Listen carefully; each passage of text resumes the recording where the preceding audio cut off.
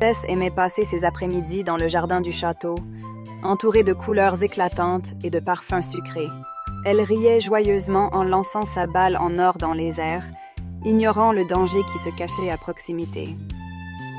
La princesse s'agenouilla près du puits, le cœur lourd de chagrin. « Ma chère balle en or !» s'exclama-t-elle en pleurant, ses larmes tombant comme des perles dans l'herbe. La grenouille, avec une voix surprenante, demanda doucement « Pourquoi pleures-tu ainsi, jolie princesse ?» La princesse sursauta et vit la petite créature verte, une lueur d'espoir dans son regard. « Je peux récupérer ta balle, mais qu'offriras-tu en échange ?» proposa la grenouille avec un sourire. La princesse, pensant que l'animal ne pouvait rien demander de sérieux, promit tout ce qu'il désirerait. La grenouille remonta à la surface, la balle en or serrée dans ses pattes. « Voilà ta précieuse balle !» dit-elle en la tendant à la princesse, qui, soulagée, prit la balle et courut vers le château, oubliant sa promesse. La princesse ouvrit la porte et découvrit la grenouille sur le seuil. « Princesse, tu as promis d'être mon amie. » rappela la grenouille, sa voix résonnant dans le grand hall. Le roi intervint. « Une princesse doit toujours tenir sa promesse. » Avec réticence, la princesse invita la grenouille à sa table et plus tard, à dormir dans sa chambre. Au matin, la grenouille avait disparu, remplacée par un prince. Le prince expliqua.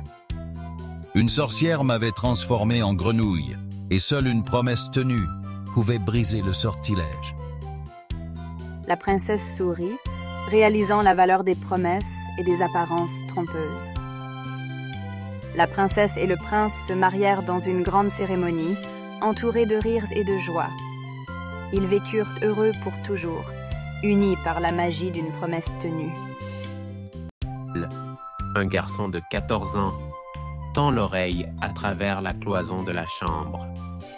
Gretel, sa petite sœur de 6 ans, tremble à ses côtés.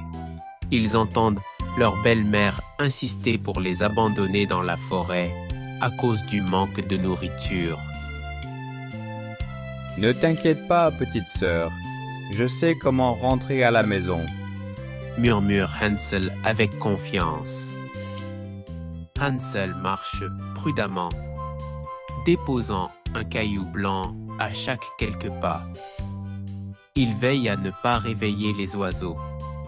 Le matin venu, Gretel et lui suivent leur belle-mère et leur père dans la forêt. « Suis-moi, Gretel. Les cailloux brillent dans la lune. Nous allons retrouver la maison ?» assure-t-il. Hansel et Gretel se retrouvent perdus, les miettes de pain ayant disparu. Leurs pas deviennent hésitants et leur cœur lourd. La forêt semble infinie et le crépuscule approche. Hansel et Gretel s'approchent avec émerveillement. « Miam, miam, je vais manger la porte !»